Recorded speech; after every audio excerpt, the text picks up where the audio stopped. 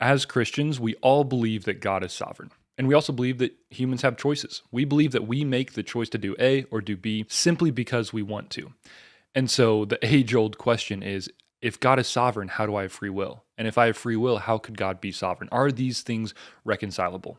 I think they are, and I'm going to defend my position in this video. But before I do, I just think it's really important that we define free will correctly. And the reason for that is I see people all the time that answer questions about, oh, why does sin exist? Or, oh, why this? Oh, why that? And we just chalk it up to free will, as if it's the catch-all. It's the save-all answer, like, oh, free will solves all of our philosophical issues. But the problem is people don't actually know, if they were pushed on the issue, they don't know how to define free will. If you were to say, okay, well, what do you mean by free will? They would not have the philosophical foundation to answer that question in a way that's satisfying to the debate that's been had for centuries. And so I really want to spend some time defining free will in this video, and then we'll talk about how it relates to the sovereignty of God. Because it's such an intense topic, if you're familiar with the terms, Calvinist versus Arminian, as a lot of other people have affirmed, like, we're brothers and sisters in this conversation. This is not a salvation issue of which side you believe, but I do think it's an important issue to chase after anyway. This topic is nothing short of the pursuit of the knowledge of God and knowledge of self. And John Calvin says, there is no knowledge of God without knowledge of self, and there is no knowledge of self without knowledge of God. And so this pursuit of knowledge of self, knowledge of human nature, along with the knowledge of God is really, really important. And so that's why I think it's worth delving into this topic. So welcome. I am the wise fool, and I'm attempting to tackle the toughest questions of Christianity with the wisdom of the Bible. Now, let's look at the two possible definitions of free will, and I'm going to argue for the first definition and show you why the second definition falls short. To be free, to have free will, according to Jonathan Edwards, is to be able to do what you want to do. You have the freedom to choose that which you want to do. And then there's a second aspect to this that's really important. Not only do you have the freedom to choose what you want to do, but you will always choose that which you most want to do in any given moment. That's not based on reality, that's based on perception, right? Because we would all agree that humans do not always do what is best for them. That is across the board, we all agree with that. And so it has to do with perception. In a specific moment, you will do what you think is most agreeable to yourself in that moment. And so we can use an example of an alcoholic, where an alcoholic in that moment, they're trying to decide, should I have another drink? Should I have another beer, or should I abstain for the long-term benefits? And that is the pro and the con right there, right? They're thinking, maybe I'm really stressed. This week has been so stressful at work that it is just not the right time for me to try and quit alcohol. But on the flip side, maybe they have finally seen for the first time how much more important their children and their wife or husband is to them, that they finally have caught a vision for the long-term benefits of quitting alcohol. In either instance, it's their perception that is governing their decision. It's their desire based on what they perceive to be the most important thing to them that helps them decide whether or not they should have another drink. So my definition of free will, and it's not really mine, it's Jonathan Edwards' definition of free will, I think is very simple. You always do what you most want to do in any given moment. This definition of free will that I believe is accurate is incredibly practical for Christian life. We all struggle with various sins in our lives. We have bad habits, we have addictions, or maybe it's just sins that we fall back into every once in a while. And the question is, why? Why am I doing this? Is it just because I'm choosing bad? When we sin, it's not just a problem of choice, it's a problem of desire. We sin not just because we choose sin, but because we want to sin. That's our desire in that moment, is that sinful behavior, that sinful inclination. That's what we want. And so if that's the case, then why in that moment did we want sin? Because based on our perception, there was that moment where we thought that sin was more agreeable to us. It would help us more. It would make us feel better than obedience to God would. And so we choose sin over God because we think it's better for us in that moment than obeying God. Simply put, at its core, sinning is a lack of faith. Choosing to disobey God is because we are believing that in that moment that sin will satisfy us more than God can satisfy us. And if that's the case, if that's the lie that we're believing, then how do we change that? Well, Romans 12:2 gives us the answer. Do not be conformed to this world, but be transformed by what? By the renewing of your mind, so that you may understand what the will of God is, how it is perfect and beautiful, that it's worth chasing after. And all of that is done by the renewal of your mind through the word. And so to change our behavior, we have to change our perception. And to change our perception, we have to renew our minds in the Word. That is the practical answer. And so you see step by step by step, when you repent, it's not just a repentance of an action. It's a repentance of a wrong belief. And the way you fix your wrong belief is by meditating on the Word, which renews your mind and gives you the ability to now choose good instead of evil, to choose God instead of sin. So that means sin is not just an action issue. It's a desire issue. It's a perception issue. At its core, it's an issue of faith. So, what is the second definition, the alternative definition of free will if we reject this idea? Because obviously people are going to have issues with this. They're going to say, well, if I always do what I most want to do, isn't that determinism? Doesn't that mean that I am determined by my desires to do said and said thing? And so what they do is they try to answer this with an alternative view of free will, an alternative understanding of free will. And I'll call this the neutrality view. And it basically means exactly what the name sounds like. It basically states that at any moment, we have the absolute freedom to choose among different options, regardless of what our desire is at the moment. Our desire may have some slight impact, but it is not ultimately our desire that decides our decisions. It's just our will. Our will within itself can choose A or B, regardless of what my desire is at the moment. So I can choose something that I don't most want, basically. And this is the typical definition that people think of when they say free will. It's like, yeah, I have the free will to choose, even if I don't want that. And quite frankly, it's a very appealing definition of free will in the 21st century because we love the idea of freedom, right? Like total autonomy. It's almost the only ideal that still exists in the 21st century is freedom. Don't take away my freedom. Don't take away my freedom. And so we've developed this strange definition of free will that I don't actually think is legitimate or even possible. And so here's a couple of reasons why I think this definition of free will falls really far short of being practical or philosophically tenable. So first, we all know that effects have causes. Every effect has a cause. In fact, we as Christians, we use this all the time to prove the existence of God. If you've heard of the cosmological argument for the existence of God, it states that simply, I'll put this on the screen as well, everything that began to exist had a cause. If the universe began to exist, it had a cause. The universe began to exist, therefore the universe had a cause. And what is that cause? That cause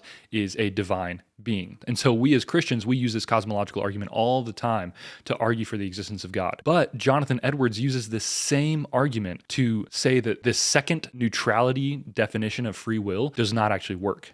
And so if you believe that this argument works for the existence of God, you also have to believe that it denies this alternative definition of free will. Here's how it breaks down very simply. Every effect has a cause. Every act of the will is an effect. Therefore, every act of the will has a cause. And so what does that mean practically? It means, going back to the analogy of the alcoholic, if that person had a neutral will to drink or not to drink, you would have no basis for saying why that individual chose the drink or didn't choose the drink. In fact, you would have no reason at all to believe that they would make a choice because they were completely neutral. There was nothing pushing them to make a choice, but every effect has a cause. So if he chooses to drink, there's a reason for that. That's kind of the simple language. Every single action that we take has a reason, and it's a reason based on our mind, based on our thinking, based on our judgments and perceptions. If he drinks, it's because he's stressed or because he thinks that one more drink is really going to satisfy him and he'll quit next week. If he doesn't drink, he's also got a reason. My kids are just too important to me. My career, I'm ruining my career, I'm ruining my life. I have to stop. Every single action you take, there's a reason for it. Even if it's a subconscious reason, right? That in psychology, we talk about the subconscious all the time. And what we're saying is you can subconsciously make decisions, but there's still a reason for it. It's not just your will deciding, even if you aren't aware of your reasons, you have reasons for doing what you do. So simply put, there's no such thing as an unbiased action. Every action is biased by your perception, by the reason that you have for doing said thing. So not only is the cosmological argument good for understanding free will, but also it makes sense in light of praise and blame. So a lot of people want to say, well, if all of my actions are predetermined by my desires, why should I be blamed for my bad actions? But I would actually flip it on its head and I would say the only good reason that we praise someone is not just for an indifference towards something, but because they wanted to do something. For just as an example, say I'm walking down, I'm walking along a river and I see a guy, let's call him Jerry. I see Jerry drowning in the river and I'm indifferent in my will as to whether or not I should save him. I'm like, I could save him, but I could also not save him. I see the pros and cons of both, but the Bible tells me that I should care about life. So I'm going to go save him. And then I decide to go save him. I jump in the river, I save him, and we're all good. Versus say another person is walking down the river, they see Jerry drowning, and instinctively, immediately, frantically, they jump in the river, they pull him out, and they're just like so relieved that they've saved him. Who is the most morally praiseworthy? The person who was frantic in their desire to save the person. See, instinctively, we understand that someone is praiseworthy not just because they do good, but because they want to do good. Like when you have a habitual reaction to do morally good things, that makes you morally superior, not inferior. And so it's actually in the desire to do good, you are morally better than the person who doesn't necessarily desire to do good, but they still choose it. There's still good in that, right? It's like when you're like, oh man, I don't really want to do this good, but I'm going to do it because I know it's right. Philosophically, you're still doing what you most want to do. But there's this, Paul talks about in Romans 7, that there's a war raging inside of us between our flesh and our new life. And I don't think that's antithetical to what I'm talking about at all. He's just talking about the practical experience of there's a war inside of us waging, where at any given moment we can choose to follow our flesh, or we can choose to follow the Spirit. And sometimes we choose the flesh because in that moment we think the flesh is better for us. But then other times we choose to follow the Spirit because we know and we do truly believe that walking in step with the Spirit is going to be more rewarding, more fruitful, and more aligned with God's will, and ultimately with shalom and restoration and all of that good stuff that the Bible promises. And so instinctively, all I'm trying to say here is we praise someone not just for doing good things, but for wanting to do them, and for desiring them, and for habitually seeking it. Like that is such a good person. And we say they're a good person, not just when they choose good, but because they want to do good. This is all over the Bible, right? This is not me making this up and just saying, oh, this is human nature. Rather, we see this through every page of Scripture. And I could give so many quotes related to this, but I'll use one example that suffices. Psalm 1. Right? David says, "Blessed is the man who delights in the law of the Lord, and on it he meditates day and night." David does not say, "Blessed is the man who obeys the law," or "Blessed is the man who begrudgingly follows the law." No, he said, "Blessed is the man who loves it. Blessed is the man who delights in the law." It's the apple of his eye.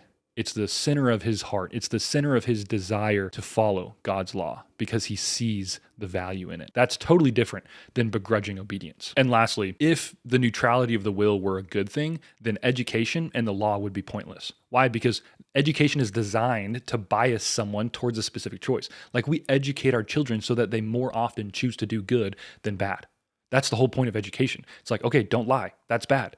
But if the neutrality of the will were the ideal, then we wouldn't want to teach them not to lie. We would want them to make that decision on their own with no biases, because that's the good, is a totally neutral will, being able to decide for themselves, should I lie or should I not lie? No, we want to teach our children, like, don't lie. That's bad. It's against God's law. It's against his moral perfection to be dishonest. And so we should do likewise, and we should be honest in all of our dealings. And then the law is also designed to protect society by biasing it towards the good out of threat of punishment. And so if we believe in a neutrality of the will, we would never have the law. We would say, oh, the best good is if every person has absolute freedom to decide for themselves whether they should choose A or B. Should they choose to murder or not murder? Should they choose to steal or not steal? Should they choose to be a productive citizen for society, or should they choose to be a scoundrel, right? Like the law is designed to bias us towards the good in an ideal world, right? We all know that the law is also made by people, and so it's going to be imperfect, but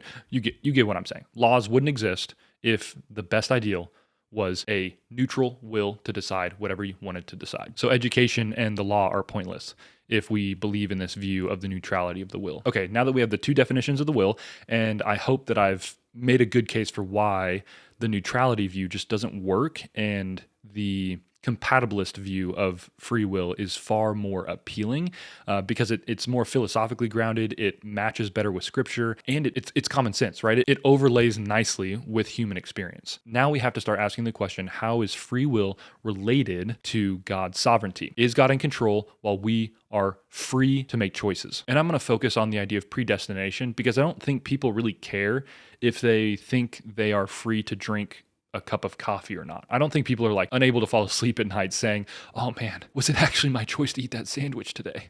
No, the big question is, did God choose me as a Christian, or did I choose him, or both?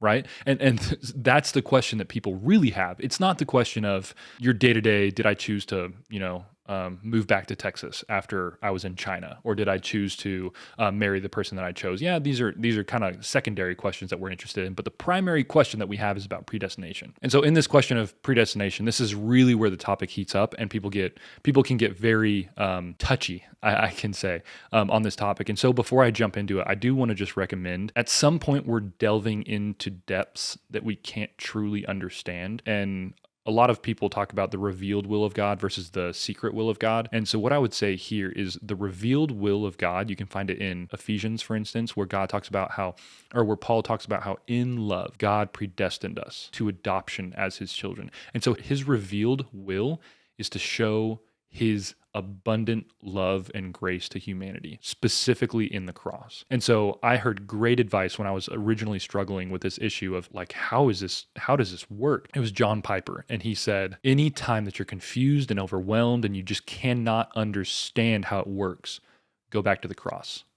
Go back to the cross and look at what Jesus did for us. Look at what Jesus did for you, and know that he's trustworthy because he was willing to go through that for you. And I'll touch on this a little bit more at the end and how it answers an important question, but I just want that to be a disclaimer of, we're not going to fully understand this stuff, and there is an element of trust that we have to have. And I think it's well worth trusting in God because he has shown his trustworthiness. It would be totally different if God said, trust me, you don't understand why some people are saved and some people are condemned. Just trust me, I'm trustworthy, without any evidence. No, but he gives us the greatest evidence, the evidence of his own sacrifice, that he does care, that he truly does care. So in this conversation, when there's a lot of confusion and you don't like the answers that are given, I'm honestly never fully satisfied with even the answers that I believe. But what I am satisfied in is that Jesus is trustworthy and he proved it on the cross. So that's kind of my disclaimer. Now, to answer the question of predestination and how it aligns with free will. So God's sovereign choice to save and our free will, our ability to choose, we have to talk about original sin. So if you know original sin is not the original sinful act that Adam did in disobeying God. It is the repercussions of that act. So original sin is the idea that we have inherited sin from Adam so that humanity is bent towards sinfulness because of Adam's choice. A bent towards sinful inclinations that every single human experiences from birth. This is original sin, so you have it from birth. That's all Orthodox Christians believe that. Don't let people tell you that that's a Protestant belief, that's a Catholic belief, that's an Arminian belief, or a Calvinist belief. Everyone agrees that original sin is a thing. The disagreement is on what God does about it. And so there's two answers to how God helps humans out of their original sin, because original sin is this idea that I am dead in my trespasses, right? Paul talks about that in Ephesians 2. He says, you were dead in your trespasses and sins, but God, being rich in mercy, made you alive together with Christ.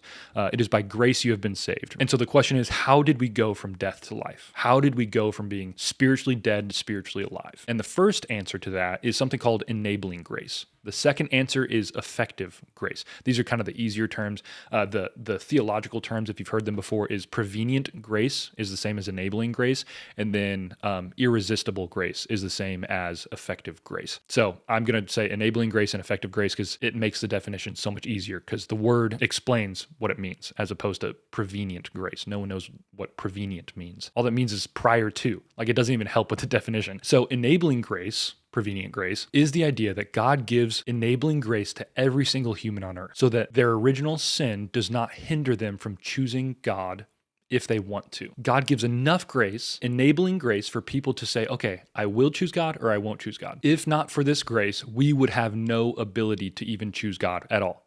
So that is where all Christians, again, agree that original sin makes it so that we cannot choose God because our sinful nature is corrupt. Our will is corrupt. Our desires are corrupt. We don't want God. And so this enabling grace allows us to have the desire, if we so choose, to follow God instead of following our flesh, the devil, and the world. So while this sounds good, I don't think it's not intellectually satisfying to me for a few reasons. Let's say I have a friend named Cameron, and Cameron chose to believe in Jesus, and I did not. And it was enabling grace.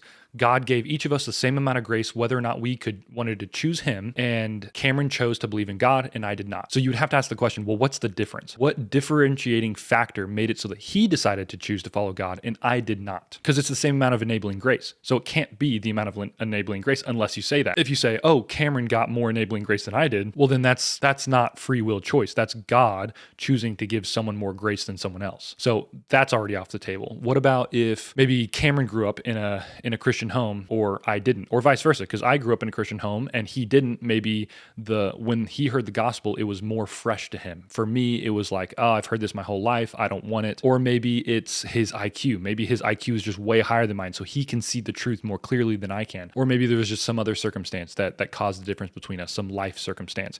In all of these instances, that's not actually controlled by me and Cameron. That's controlled by God. And so to say that enabling grace leaves free will up to the person is just categorically untrue. Whatever family you grow up in, what your IQ is, what your experiences are based on where God placed you in what country and what time period and all that kind of stuff, this is all God's choosing, not our choosing. And so I think enabling grace doesn't actually solve the problem at all. It just makes the problem more acute. It's like, oh, actually, why are some people Christians and others not, if God only gives enabling grace and not effective grace? So that brings us to the second answer to God's predestining people who have free will to choose, and that is effective grace. What effective grace is proposing is that because we are completely dead in sin, our desires, this meshes really well. It's very seamless with the definition of free will that I've proposed. The idea that you do that which you most want to do at any given moment based on your perception of what is best for you.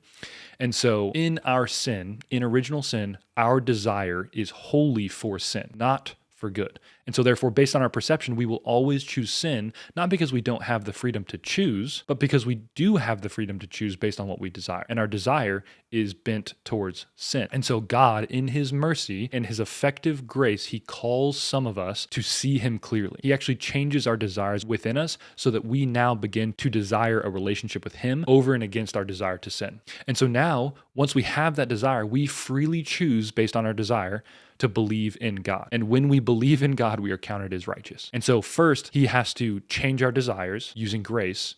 His intervening grace, his effective grace, changes our desires to want him. And once we want him, then we choose him. We put our faith in him. We begin to follow Jesus, and we're saved. It's hard to swallow, but it's theologically, philosophically, and biblically very consistent. But there's a lot of objections that come into play when we talk about this definition of free will, of God's sovereignty, and of predestination. And so I want to address those one at a time. And I want to list the questions first, just so that you know what I'm thinking, because I still struggle with it, right? Like there's no easy answer to some of these questions, but I do think they're worth exploring because the Bible talks about them. And if God didn't want us to know anything about this, he wouldn't have had Paul write the book of Ephesians or the book of Romans or certain sections of it that talk about, like Romans 9 is incredibly difficult, and yet it's there. Ephesians 2, incredibly beautiful, but also difficult concept. Ephesians 1, some of these places where it talks about predestination and punishment, judgment, God's sovereign choice, these kind of things they're difficult, but because they're in the Bible, I think they're worth contemplating. So here are my, 5 questions to consider. If original sin is true and everyone is biased towards doing evil, is anyone actually blamed for their sin?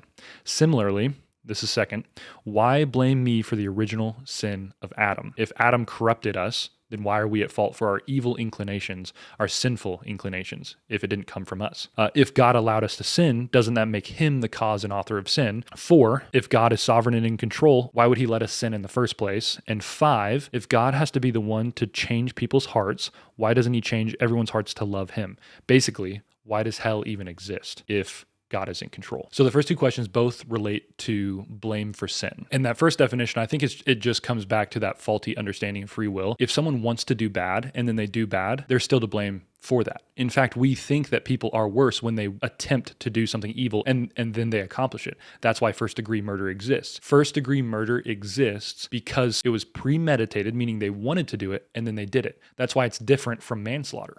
Manslaughter is accidental killing of someone else. But we see that act, the deed, is still seen as wrong, even if they didn't mean to, the act itself is wrong. So you have 2 different aspects of murder being wrong, both the intent to murder and the act of murder, and both of which are considered evil in and of themselves, even if you didn't mean to murder someone. that's manslaughter. And if you did mean to murder someone and you failed, that's attempted murder. See, so even if you just have the desire or you just commit the act, we collectively all agree that those are blameworthy. So yes, people are to blame. If their desires are wholly for evil, they're still to blame for that because the desire itself is evil. But that leads us to the second question, and the harder question, and probably the better question to ask, is why are we at fault? If this evil inclination, if original sin isn't from our own choice, it's from Adam. Adam chose to sin, and that created original sin in all of us. Why does God view me at fault for what Adam did? The most common answer to this, and I think it's the right answer, is called the representative view. And the representative view is this idea that,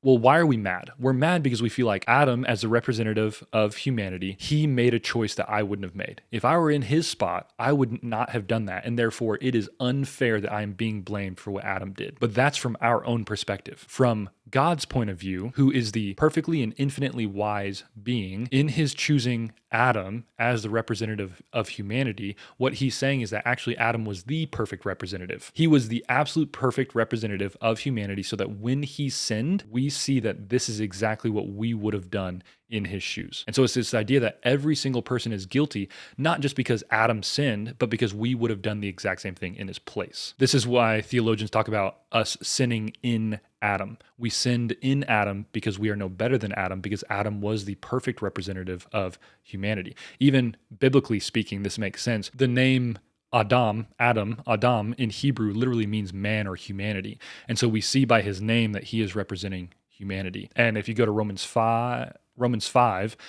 you see that as Adam represented humanity, so did Jesus represent humanity on the cross. And so if you don't have imputed sin, you actually don't have imputed righteousness either.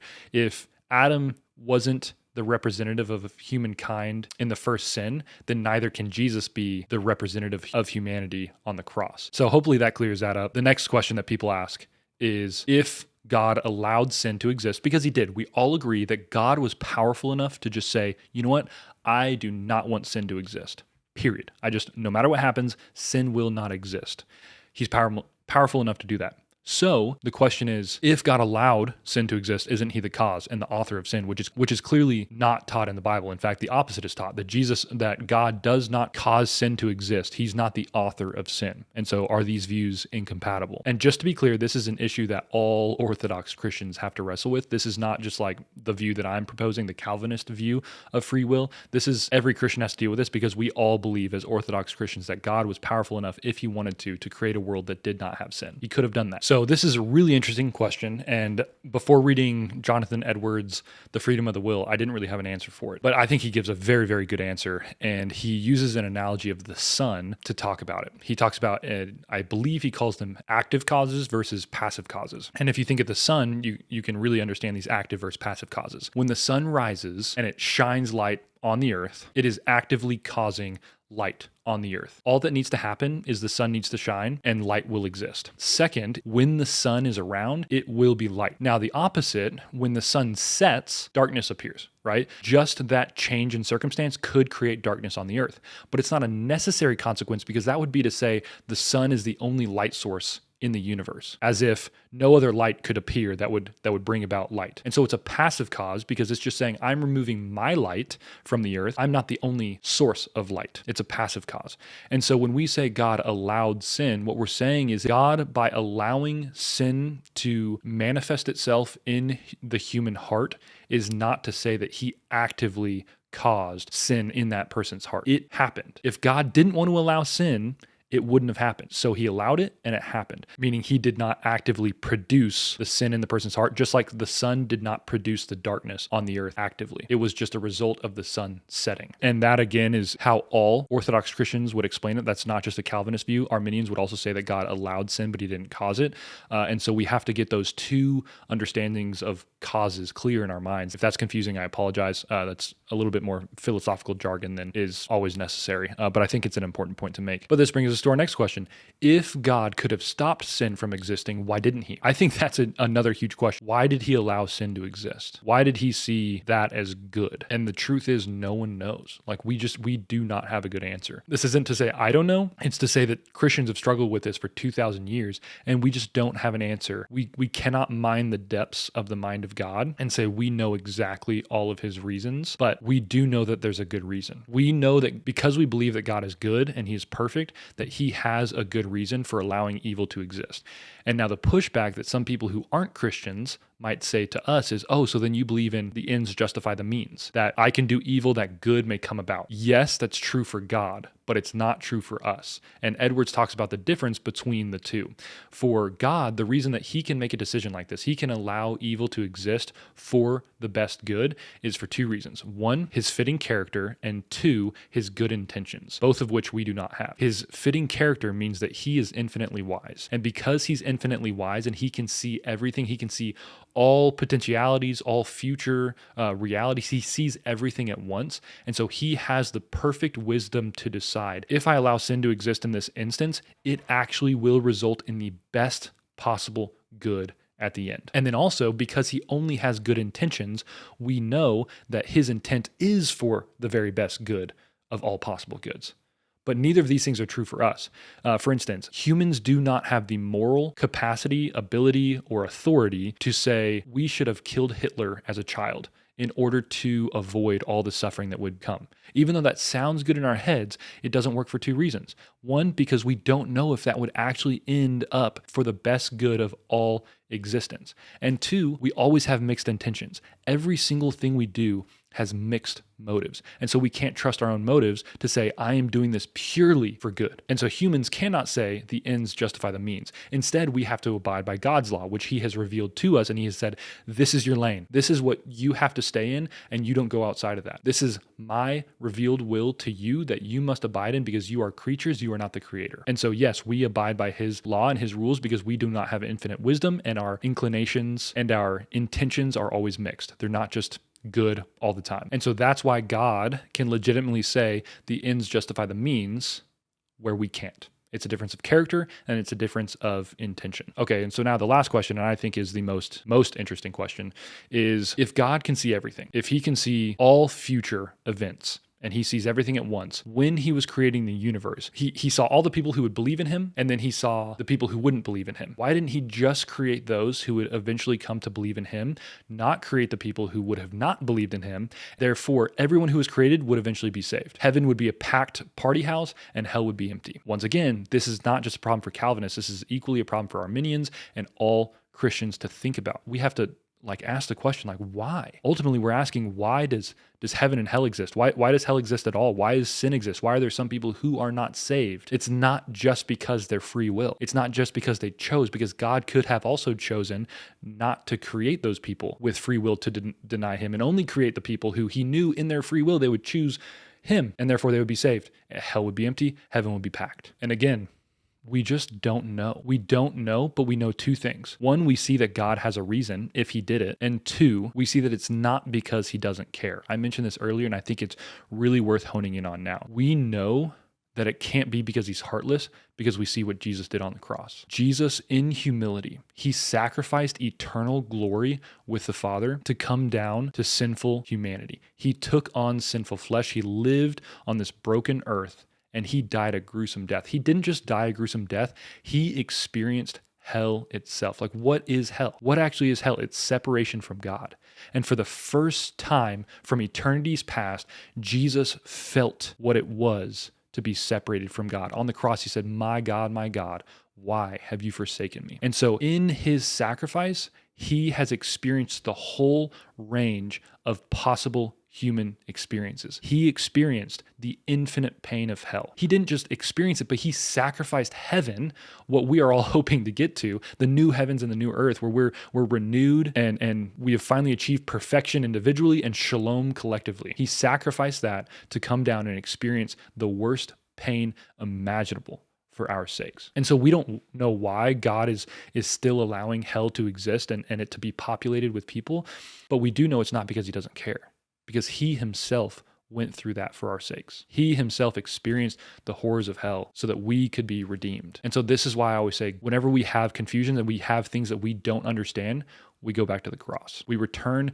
to the cross and we know that we have a trustworthy God to trust him in the things that we don't understand, right? This is the often quoted end of Job. Like Job is asking all these questions and he doesn't understand why they're suffering. And God basically says, I'm God, you're not. I am God and you are not. And that's the end of that conversation. Charles Spurgeon, he's very, very famous preacher and rightly so. He's wrote some incredible sermons. And one thing that he said that just has always struck me is he said, anytime in the Bible that you find a spot that you just don't understand, you build an altar and worship. That's the spot that you realize that God is God and you are not. So just build an altar. When you say, God, why are these things the way that they are? You build an altar and you worship and you say, God, I'm not God. And that's okay. And I know it's not because you're heartless, because you're not. Hopefully this has answered some of your questions. Probably hasn't answered all of them. If you disagree with me, I would love for you to tell me why. And I have no issues with that. I understand this has been a hotly debated topic for 2,000 years, and it's not going to stop anytime soon. I do think that these answers are satisfying for me personally. They may not be for everyone, but I do encourage everyone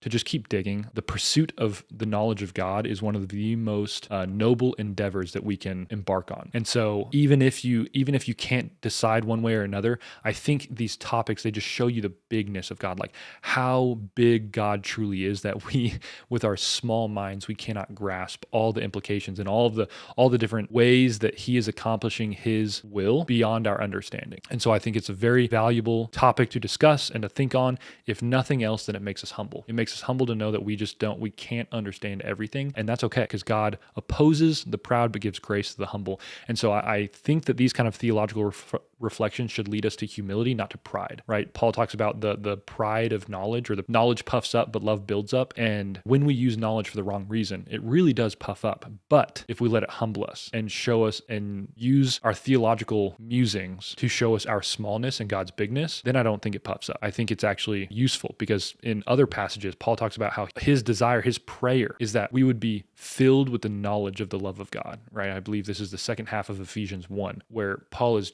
he's praying that they would have the knowledge of how great, of how wide, how deep is the Father's love. So if all knowledge puffed up, then even knowledge of God's love for us would puff us up. But no, it's this specific comparison that happens when, oh, I have more knowledge than you, or I have more knowledge than you. That's what puffs up, when we compare our knowledge to one another. But when we just are genuinely seeking truth and thinking on the truths that God has revealed to us, I think it humbles us, because for the first time, or again, we experience how small we are and how big he is. So I think these kind of things should lead to humility, not pride. Anyway, I hope you enjoyed. Like I said, I'm the wise fool. I'm foolishly tackling some of these tougher questions to see if we can, not necessarily to answer them any better than they've been answered before, but just to continue to seek the knowledge of God and the knowledge of self, because I think that has eternal value. The knowledge of God will never return void, because we're going to be with him for eternity. And so there's very few things that we can say have direct eternal value. A lot have tangential or secondary eternal value, but knowledge of God and knowledge of human nature, that truly is of eternal value. So thanks for watching, and I'll see you in the next one.